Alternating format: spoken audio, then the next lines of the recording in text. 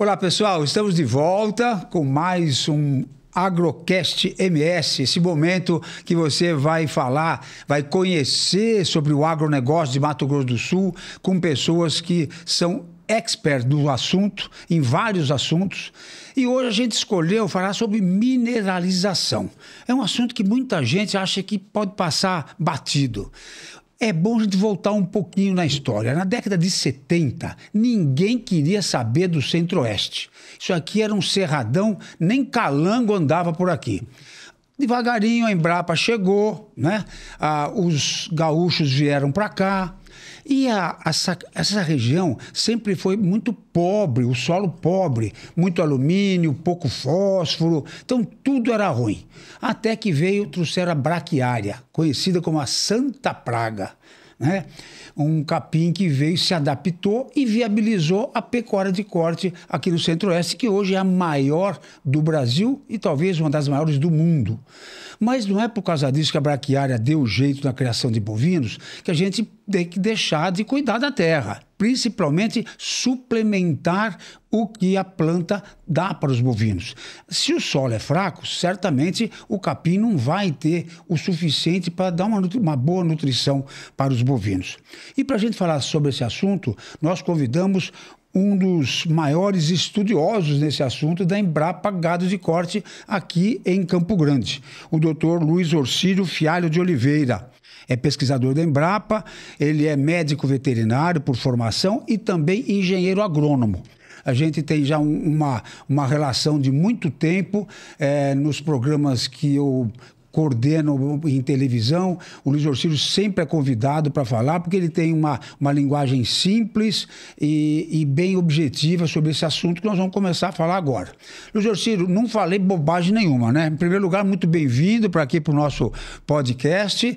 E esse início, esse introito, falar da nossa terra fraca, que é aqui do Centro-Oeste, e hoje a gente tem essa potência toda por conta das pesquisas da Embrapa e da suplementação bem feita. É isso mesmo? Isso mesmo, muito obrigado, Osmar, novamente por estar aqui, dar essa oportunidade de a gente estar conversando aí com o público produtor, técnicos. É sempre uma satisfação da gente estar trocando experiência e informação. Não é verdade, quer dizer, eu digo, é verdade o que você colocou com relação à cadeia produtiva da carne por meio da introdução da braquiária, né? Realmente foi uma revolução, né? Mas, ao mesmo tempo, em que ela potencializou a produção animal, né? O maior volume de produção de carne, né? Crescimento dos animais, ela também demandou, né? Maior exigência na suplementação mineral e no trato com os animais. Então, durante muito tempo a gente ia nas fazendas, era sal branco e olha lá, não é? Era verdade, em alguns casos, não sei se você vai lembrar, colocavam sal com cinzas, né? Queimavam as cinzas, isso mesmo. Porque era uma forma de fornecer um pouco de fósforo e potássio, né? Mas realmente esse tempo passou, né? A gente acredita que não há mais espaço para uma pecuária dessa forma, né? Inclusive hoje a gente precisa ter uma velocidade de crescimento dos animais que exige não só a suplementação mineral, como a suplementação de proteína e energia, né? Então, muito bem lembrado do tema, né? Mas os animais hoje, geneticamente, eles estão superiores daquela época. Vamos botar a década de 70 como um parâmetro inicial para isso, não é? Então, são mais exigentes também no setor. Dizem que a zootecnia entra pela boca, né? Então, o bicho tem que ter uma boia de qualidade para poder responder. Abate mais cedo, intervalo entre partes, essa coisa toda, né? Só para você ver, Osmar, média nacional. Há 20 anos atrás, a média de abate das fêmeas era em torno de 13 arrobas. Hoje nós estamos com mais de 15, quase 15 arrobas, né? Era entre 12 e 13. A média dos machos era entre 15 e 16. Hoje nós estamos beirando 20 arrobas. Animais muito mais jovens e muito mais pesados. Então, eu lembro da época de animais de 20 arroba, mas tinha com 8 anos de idade. Era de 5 para cima, com certeza. E né? hoje a gente faz isso com animal de 2 anos e pouco, né? 24 a 30 meses. Então, aí você imagina, né, a demanda de nutrientes, de minerais e outros nutrientes que precisam esse animal para alcançar esse ganho de peso, né? E isso também serve para a região pantaneira, não é? O pessoal fala no Pantanal, o pessoal não gosta, não. Eu fui visitar, se o pessoal do Pantanal que está nos assistindo aí, eu vi uma fazenda lá com bezerras, 14 meses, prenhes. Eu não acreditei isso no pleno Pantanal. Um manejo bem feitinho. Sim, com manejo bem feito, com uma forragem bem manejada, né? Uma suplementação correta, cuidados desde o nascimento, né? Realmente é uma revolução e a gente precisa ter esse cuidado com a terra, porque a terra cada vez fica mais valiosa. Nós precisamos, aquilo que nós já abrimos, né, aproveitar da melhor forma possível. O Pantanal evoluiu muito, né? Hoje a gente fala, né, evidentemente que nós não vamos tocar tão a fundo isso aqui, né? Falamos em programação fetal. O que seria isso, Osmar? Era você, inclusive, considerar a nutrição da vaca, desde a época da gestação, nutrir o feto, né? Mas a gente hoje fica satisfeito com a nutrição, né, do bezerro, da recria e da engorda. Então, a gente fazendo isso direitinho, os resultados são fantásticos. Juscelio, me diga lá na Embrapa Gado de Corte, quantas pessoas ficam envolvidas nessa questão da nutrição? Porque tem um pessoal da agrostologia, né, desenvolvimento de capim, tem um pessoal do sal mineral, é muita gente. E as pesquisas são longas, né, 10, 15 anos, não é isso? Exatamente, né? Hoje, mas para a gente entender essa questão da nutrição, né, a gente ainda tem que associar aquilo que você falou de mim no começo. A agronomia e a veterinária e a zootecnia, né? Então, o que acontece? Nós temos que ter uma boa planta. Nós temos que ter um bom manejo de planta. Nós temos que nutrir a planta, porque a planta bem nutrida ela tem um valor nutricional melhor e alimenta o animal para ter um maior ganho de peso. Mas tem que ter sanidade aí no meio, né? Tem que ter a sanidade também no meio, né? É bem lembrado, né? Então, você tem o tripé, né? Mas do ponto de vista, quando a gente fala do estudo, né? Quantas pessoas você pergunta que estão envolvidas, então eu diria que tem um nutricionista do solo, né? Teria que ter que trabalha, estuda sobre manejo da pastagem em termos de resultado de ganho de peso e o comportamento de capacidade de suporte por hectare. Nós temos que ter aí a equipe que trabalha com a suplementação especificamente, com a nutrição mineral, com a nutrição de proteína e de energia e com o consumo, avaliando tudo isso no desempenho animal. Então, é uma equipe grande para dar uma resposta, às vezes, mais objetiva. E olha, Juscelio, não é porque estou na sua presença, eu já falei isso e reitero. Eu sou fã da Embrapa. Eu, quando era moleque, a gente lembra, na década de 60, a gente comia macarrão com frango no domingo, só. E o frango caipira. A gente não tinha frango, a gente importava tudo. O Brasil produzia cana e, sei lá, não tinha nem arroz o Brasil importava, naquela década de 60. 70 a Embrapa foi criada, os pesquisadores foram para fora, vieram, transformaram todo aquele conhecimento deles lá de outros climas para aqui para o nosso clima tropical. E olha aí, essa explosão. Hoje nós somos exportadores de alimentos. Exatamente. É bonito isso, né? É muito bonito. Hoje a gente consegue alimentar praticamente 1 bilhão de pessoas no mundo. 1 bilhão, 1 bilhão, né? É muita gente. E somos nós que temos a garantia da segurança alimentar no mundo. O Brasil é um player fundamental para garantir isso tudo. Então, precisam cuidar do Brasil, olhar bem. Agora nós estamos aí próximos de uma COP30. Olha, o Brasil, ele é um player importante. Vamos com calma, ele cuida do meio ambiente, mas não podemos descuidar da produção, né? E realmente é isso, né?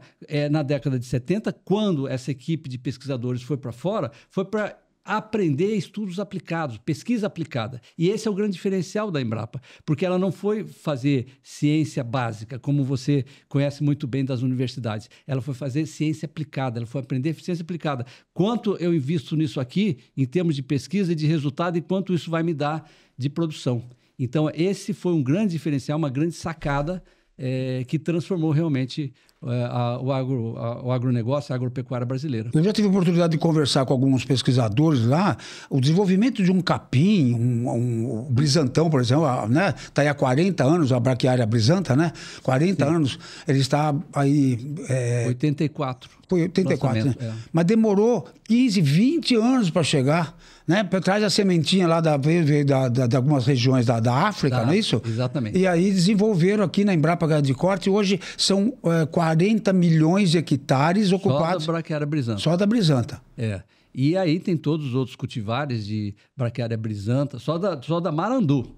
Nós temos o piatão, o paiaguás, o charaés, né? E isso de Braquiária brisanta, né? Mas nós temos aí os pânicos, né? Que também então tem aquela história, Mombaça. Os pânicos têm nome indígena. Não, ao contrário. É o contrário. Os pânicos têm nomes de países da África. Isso, e aí as braquiárias... Mombaça. Isso. Né? E as braquiárias, nomes de indígenas. Indígena. Legal, né? Muito interessante foi uma isso. sacada interessante. Foi. Né? Que aí identificou. E realmente, né, eu acho que são 13 ou 14 cultivares nessa linha que a Embrapa ao longo desses anos lançou, né, e hoje preenche, né, as várias oportunidades de solo do Brasil. Né? Oportunidade de solo, clima, né? Então tem alguns cultivares que vão melhor em determinado ambiente, outros em outros ambientes de solo e clima. Então, outros destinados a uma terminação, né? Um capim de maior valor. Por exemplo, os pânicos têm um bom valor nutricional, mas eles têm uma regularidade de produção ao longo dos anos diferente das braquiárias. Então, mas mesmo tendo essa boa capacidade nutricional, há necessidade sempre de ter a suplementação, não é isso? Sempre, sempre. Você sabe por quê, Osmar? Porque a suplementação ela está relacionada diretamente ao potencial de ganho de peso. Então, se eu tenho um potencial de ganho de peso, os meus animais vão ganhar 1 quilo, eu vou precisar de mais minerais do que aquele que tem. Então, mas é só o ganho de peso e a fertilidade das vacas aí também. A fertilidade, a mesma coisa, né? Se eu tenho um potencial de ter uma maior taxa de reprodução, o meu rebanho de matrizes vai também precisar de mais suplementação. Então, isso é a questão do mineral. O produtor não deve se descuidar da suplementação mineral. E aí é o grande problema. Por quê? Por que o produtor muitas vezes se acomodava um pouco? Porque o reflexo de uma deficiência mineral ele não é crônico, né? Vai demorar. Você conhece muito bem. Ele é crônico. E aí o prejuízo acontece daqui a 2 anos. E aí o tombo é grande. Agora, é necessário ainda, teve uma época que era moda fazer a análise da terra. Até se explicava, tinha que pegar em vários pontos da propriedade, misturava, não podia pegar em balde de alumínio. Isso é prático ainda? Existe como aplicabilidade prática ou não? Não, o que a gente recomenda é fazer esse processo na recuperação do solo e na implantação de uma pastagem. Na implantação de uma pastagem e na manutenção das pastagens. Porque as pastagens, Osmar, precisa anualmente receberem também uma suplementação. Senão só fica sugando ali, né? Sugando e saindo ali do sistema. Então é isso que também é uma transformação do produtor pecuário. É por isso que eu tenho viajado muito para falar das duas coisas. Da suplementação animal e da suplementação da planta. Né? Os dois precisam. E aí a gente otimiza o ganho de peso, otimiza o ganho por hectare. Né? Então a gente tem que cuidar os dois. Não adianta a gente achar que implantou e aí vai ficar feliz o resto da vida. Não, a planta também precisa. Aí, nesse qual é esse ciclo de uma braquiária, por exemplo, uma brisanta, para a gente dar uma olhadinha? Todo ano deve fazer uma checada, ver se a terra está boa? Não há necessidade. Você faz um espaço um pouquinho maior? E aí você tem as recomendações. Né? Nós temos muito material na Embrapa que vai falar quantos pontos de fósforo para aquela braquiária, para aquele regime, você precisa repor no seu solo. Né? Ou seja, eu preciso pôr 12 pontos de fósforo. O que significa isso? Por 70 quilos de um superfosfato simples. Ou 100 quilos, eu preciso pôr 20, eu vou pôr 100 quilos. Né? Então, depende muito do quanto você vai retirando. Então, nós temos trabalhos que mostram isso. Agora, o importante, e eventualmente, né, caso o produtor queira conhecer e seja mais precioso nessas condições, ele pode refazer a análise de solo. Mas, na realidade, o que ele precisa é manter a pastagem nutrida. E, logicamente, aí entra também a experiência do produtor rural, que é o manejo. Não deixar rapar demais o capim, não é abaixar, tem uma certa altura para pastar, não é? Exatamente. Nós temos aí as informações sobre a altura do pasto para que ele consiga... Varia de um capim para outro? Varia de um capim para outro. Tem capim que você tem que sair com 25 centímetros, outros você tem que sair com 30 centímetros. Tem capim que você tem que entrar com 45, tem capim que você tem que entrar com 60, né? Então, nós temos uma muita publicação e temos um modelo que a gente chama de régua de manejo, que antigamente, você sabe que isso, não sei se você lembra disso, Osmar, mas o produtor... Eu não sou tão antigo assim, mas vamos lá. Mas isso aí você vai lembrar. No manejo de pastagem ele falava assim, não, o pasto tem que entrar na altura da bota. E o gado tem que sair na altura da botina. Isso mesmo, isso mesmo. Não a botina sempre curtinha, isso. Então você veja que isso já é muito antigo. Né? Legal. Não é de hoje. Né? Então a Embrapa apenas adaptou para os nossos cultivares. Então, olha, você tem uma régua, você tem uma reguinha lá, né? Uma régua, eu lembro. Né? E é simples, mas não precisa você ter. É só você marcar a altura e você acompanhar. Né? Evidentemente que hoje isso evoluiu muito. Tem drone que você pode fazer isso e tal, mas não é necessário, apenas uma orientação. Né? Na seca você tem um outro regime de cuidado. Então, nós estamos saindo de um período seco violento aí, né? Já que nós estamos falando de suplementação, ainda a questão da ureia, naquela macegona, vamos supor que tem um resto de pasto, aquela macega ali, ainda é importante entrar com uma ureia ou com algum outro componente para ajudar? Como é que está isso? Na realidade, a ureia e toda fonte de nitrogênio não proteico acompanhado de uma fonte de carboidrato solúvel, isso é muito importante, Osmar, para que isso não intoxique, mas o ideal teria sido entrar no início da estação seca, adaptar os animais e ir num crescente de... Ele não é chegar, eu preciso tacar a ureia, de repente dá problema mesmo, né? E agora nós estamos entrando num período de transição em que a pastagem começa também a se transformar. Ela começa a crescer muito, alongar, ter pouca fibra, o animal começa a ter uma passagem muito rápida daquele alimento, porque tem muita água e pouca fibra. E aí dá uma disenteria, né? Uma diarreazinha. E aí há pouca absorção. E aí você está dando muito nutriente e perdendo. Então, a gente recomenda cuidado nessa época, mas o nitrogênio não proteico, agora, nesse momento, ele pode não ser interessante, inclusive pode causar algum problema. Eu sabia que tinha, durante muito tempo, ainda a gente sente, durante as águas, eu não preciso dar tanto sal mineral. E aí, na seca, sim, eu preciso dar. Então, a gente sabe que existe uma certa suplementação por período das águas, no período de transição, que a gente está vivendo agora, e no período seco. São formulações diferenciadas, não é? Sim, esse é o ideal, né? Você ter, né, não só o suplemento mineral, e além disso aí, também para as categorias, período e categoria animal. A categoria de recria é uma coisa, animais entre 240 e... Fêmeas gestantes, fêmeas paridas. 10 e 420 quilos, fêmeas gestantes, fêmeas paridas, né? Você tem inúmeras estratégias hoje de suplementação, né? Então, você tem que acertar aí corretamente, buscar a técnica, buscar os colegas nutricionistas. Né? Embrapa tem todos os estudos tudo sobre isso, né? Todos esses assuntos. E nós temos aí toda uma carteira de profissionais técnicos capacitados que também se capacitam lá na Embrapa, né? Preparados para ajudar o produtor. Né? Agora, Juscelio, um cara que está nos ouvindo, ele entra no site, eu pegar informação, ele pode ir até lá, vocês têm um serviço de divulgação, assim, como é que é? Sim, ele pode ir até a Embrapa. O ideal é que ele faça o agendamento pelo próprio site, porque aí ele vai colocar o que ele quer saber. Né? Mas pode ser feito dessa maneira. Uma visita, isso é o ideal. Nós preparamos uma visita de acordo com a necessidade dele. Ele vai querer conversar com um nutricionista, com alguém do manejo de solo, com alguém de adubação. Aí agenda essa visita. Juntos, agenda e ele vai lá. Porque às vezes ele pode chegar lá e não conseguir Vocês estão ocupados lá com pesquisa, no campo? Então, no campo, está fora, e aí ele acaba não aproveitando. Por isso esse agendamento é interessante. É muito importante para nós. Então é pelo site ou pelo telefone? Entra pelo site. Então nós vamos colocar, a produção já vai colocar, embrapa.gov.br, é isso não? embrapagadcorte.br.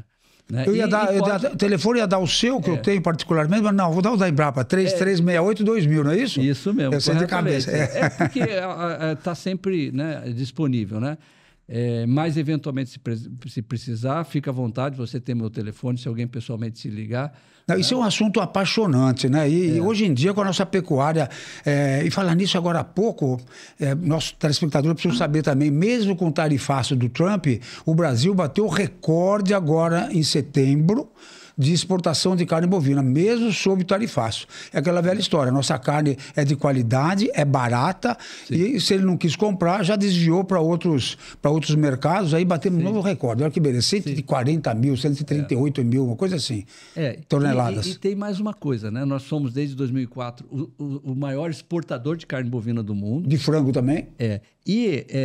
Nós, acredito que esse ano, 2025, nós devemos ultrapassar os Estados Unidos em quantidade de carne produzida, né? Porque eles são os maiores produtores, né? E nós somos os maiores vendedores. Mas eles produziram no ano passado 13 milhões de toneladas equivalentes de carcaça. E nós produzimos 12,9.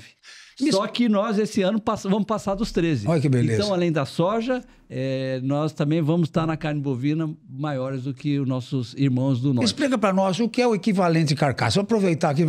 É uma moeda, vamos dizer assim, é como você ter o dólar, né? É uma moeda padrão para esse comércio, para esse setor. Esse comércio, para esse setor, né? Então, tem um peso, né, da carcaça limpa, e então eles têm essa moeda, né, para padronizar todos os mercados. Porque cada um país ele trabalha com um modelo de negócio, né? Então, a gente trabalha com essa moeda base que é equivalente carcaça. O nosso assunto específico aqui era a suplementação. Você viu que nós demos uma volta no histórico da Embrapa. O doutor Jorcílio, ele é também um apaixonado, ele fala sobre esse assunto. Com certeza vai ficar aqui vários podcasts. E vai voltar, né? Com certeza, vai voltar. Se Deus quiser, vamos estar aqui sempre juntos, mas sempre é uma satisfação estar com você, porque a gente também sempre está se atualizando, né? Você é uma enciclopédia do agronegócio. Obrigado. Né? Obrigado. Eu quero, em nome da nossa equipe, agradecer, refazer o convite. Em breve nós vamos voltar com o doutor Luiz Orcílio, com outros assuntos. E aqui todo mundo que participa, olha aqui, ó, nós vamos dar um mimo para o doutor. Olha aqui. Isso até me melhorou, mostrar, né? Olha aí, ó. Fiquei até Tá melhor vendo? aí. Isso aqui é do Ricardo Dreves, o nosso artesão aqui. O cara é fera. Muito obrigado, olha aí. Ricardo. Muito obrigado, Osmar. Cuidado muito que é pesado, viu? Se cair da sua mão, vai cair no pé, vai te machucar. A todos vocês, né? E obrigado a todos que nos assistem. Estamos sempre à disposição, né? E esperamos em breve retornar aqui para conversar mais sobre esses assuntos palpitantes. Obrigadão. Volte sempre. Obrigado. Pessoal, depois dessa aula com o Luiz Orcílio, nós vamos voltar a tratar do assunto de suplementação. Mas antes eu vou tomar um cafezinho, tá? Porque a água já esquentou aqui. É um instante só.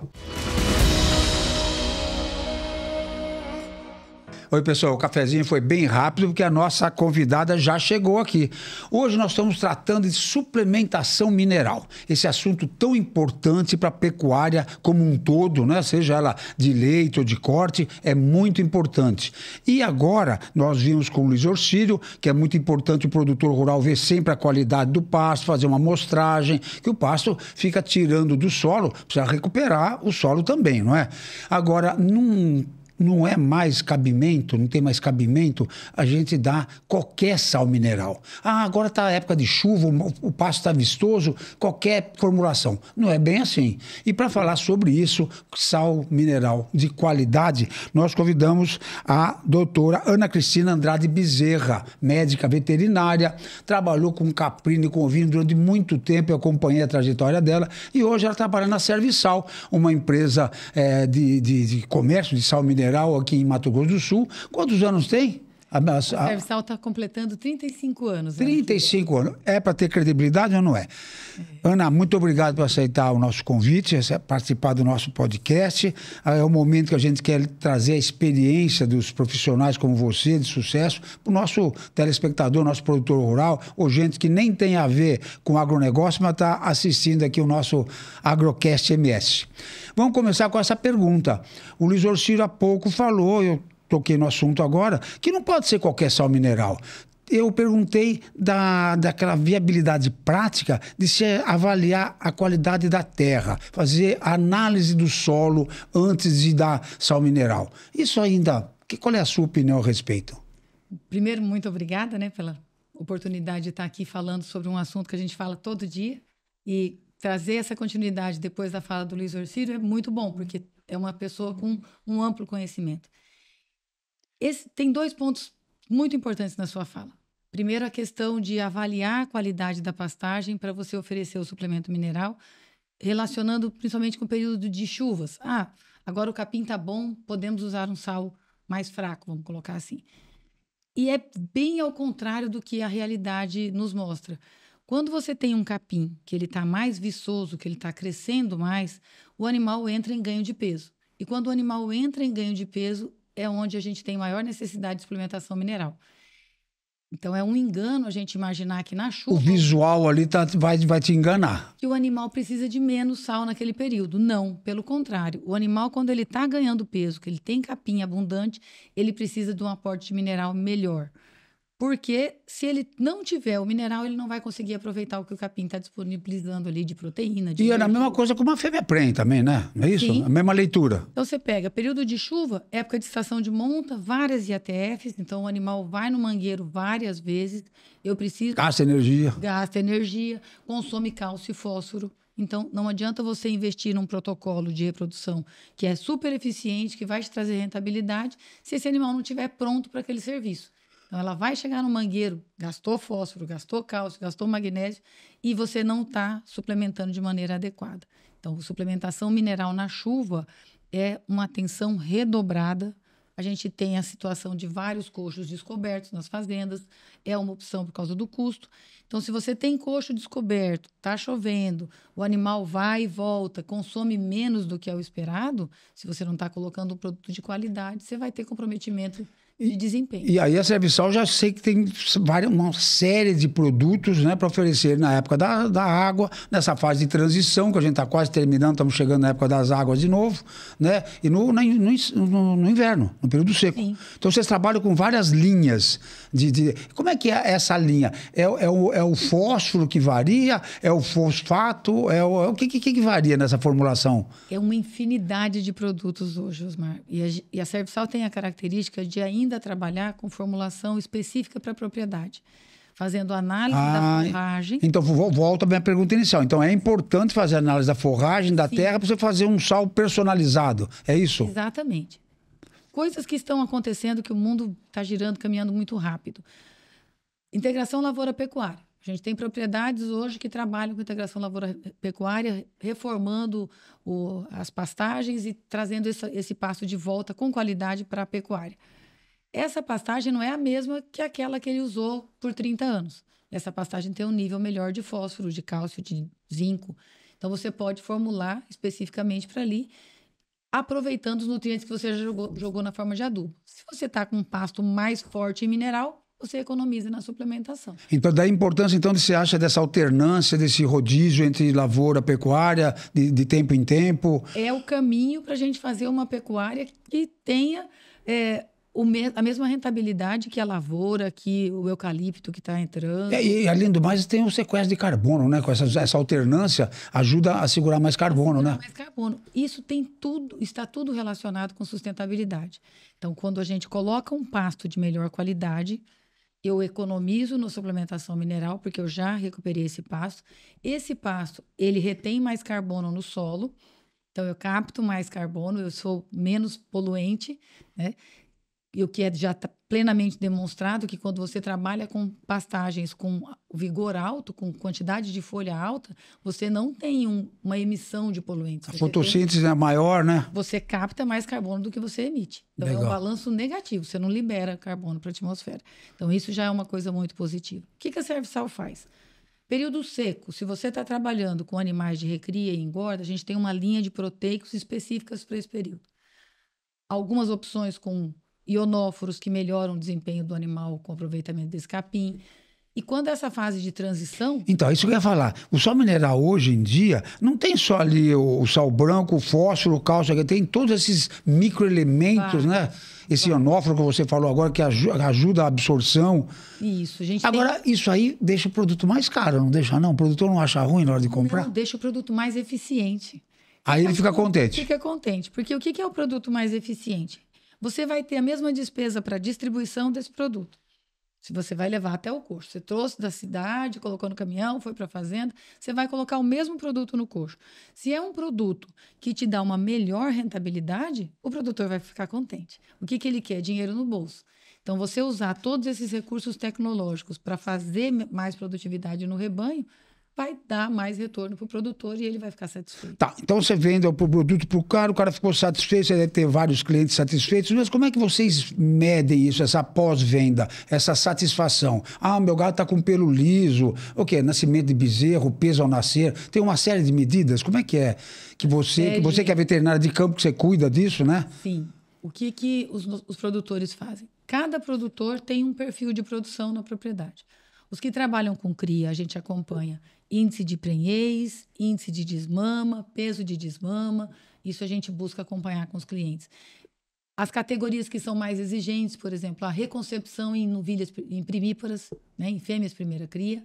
Então, essa é sempre um gargalo nas propriedades, porque o animal está em crescimento. Às vezes aumentar muito esse intervalo entre partos, né? Isso. Então, esses gargalos a gente acompanha para fazer com que nessa categoria a gente consiga melhorar o resultado. E a gente consegue, sim, com suplementação adequada. A questão do pelo, Osmar, é uma coisa bem interessante. Até eu trouxe algumas imagens de uma fazenda que a gente acompanha há muito tempo, com formulação baseada em análise foliar, e foi uma coisa que me chamou muita atenção nesse gado. Nós estamos agora, outubro, a nossa seca deu uma esticada de novo, né? Então, a gente estava com a expectativa de começar a chover final de setembro, começo de outubro, a gente já está vendo. Então, o laninha está rondando aí, é capaz de atrapalhar mais ainda, né? Já deu uma esticadinha, essa seca nossa aparentemente vai até o final de outubro.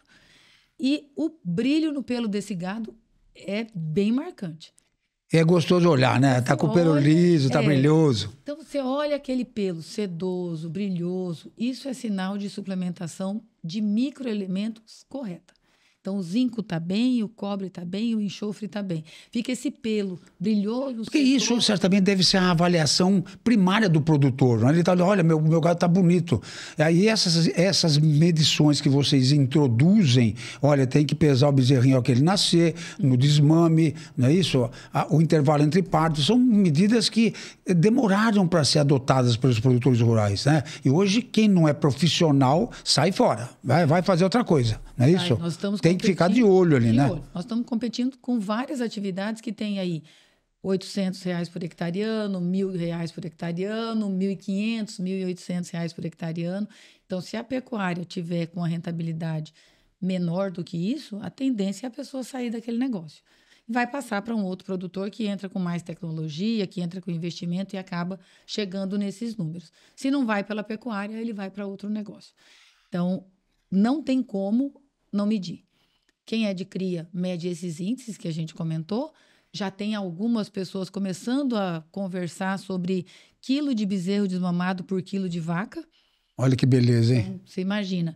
O que me adianta eu ter uma vaca de 600 quilos, 550 quilos, que me desmama um bezerro de 200? Um cabritinho. E se eu tenho uma vaca de 400 quilos que me desmama um bezerro de 200, essa vaca de 400 quilos é melhor que a outra. Então, já tem alguma coisa sendo conversada entre os produtores sobre quilo de bezerro desmamado por quilo de vaca. Né? É uma coisa interessante para a gente começar a pensar. Quem trabalha com recria e engorda, que a recria praticamente agora acabou. Acabou, né? Você desmamou um bezerro aí com 250. Eu estava conversando há pouco agora que eu fui no Pantanal e vi bezerras com 14 meses prenhas. Sim. Quer dizer, acabou a recria. Acabou a recria. Então, essa bezerra de 14 meses, ela tem uma exigência a ser atendida. Né? Não dá para você tratar como você tratava antes com mineral linha branca. Ela tem que comer um proteico de consumo 1 grama por quilo de peso, ou às vezes 2 gramas por quilo de peso. Ela precisa ser suplementada. Mas esse é o nosso caminho, encurtar ciclos. E isso também é sustentabilidade. Se eu produzo mais rápido e na mesma área, eu também estou sendo mais sustentável. Bom, a gente é assunto também, que vocês viram aqui, a doutora Ana tem um monte de coisa para contar, mas uma coisa ela deixa claro aqui para nós e para vocês que estão nos assistindo. A Serviçal é uma empresa idônea, com 35 anos de mercado, e tem gente competente ali para acompanhar depois que você for fazer a compra lá com o nosso amigo Betinho. E nós queremos agradecer a tua presença, Ana, e espero que em breve a gente volte para falar desses índices zootécnicos aqui com mais detalhe. Com certeza, a gente que pode o trabalho que você está fornecendo. Sucesso aí, algumas propriedades que a gente acompanha e que tem números que mudaram durante o tempo. A gente está com trabalho em 2 fazendas que são clientes da Serviçal há mais de 20 anos, que a gente consegue trazer esses números, essa evolução. vale a pena a gente conversar sobre isso, sim. E a produção já vai colocar o telefone da Serviçal aí para quem tiver interessado, certamente um monte de gente vai lá. Muito obrigada, Osmar. Muito obrigada a todos que assistiram. Vem conversar com a gente, que a gente vai falar muito sobre nutrição. Obrigado, Ana. Pessoal, nós chegamos ao fim de mais esse episódio. Tudo que é bom dura pouco, não é mesmo? Mas logo, a semana que vem tem mais. E eu gostaria de deixar o recado aqui da produção, senão eu vou apanhar o que eu sair daqui. Vocês não esqueçam de seguir o nosso programa, né? Nas redes sociais do Agrocast MS, no Instagram, no TikTok e também no YouTube. E, logicamente, não podemos deixar de falar do Campo Grande News, no lado rural do Campo Grande News. Campo Grande News é campeão de audiência aqui no estado, né? Então, nós estamos lá no lado rural. Até a semana que vem, pessoal.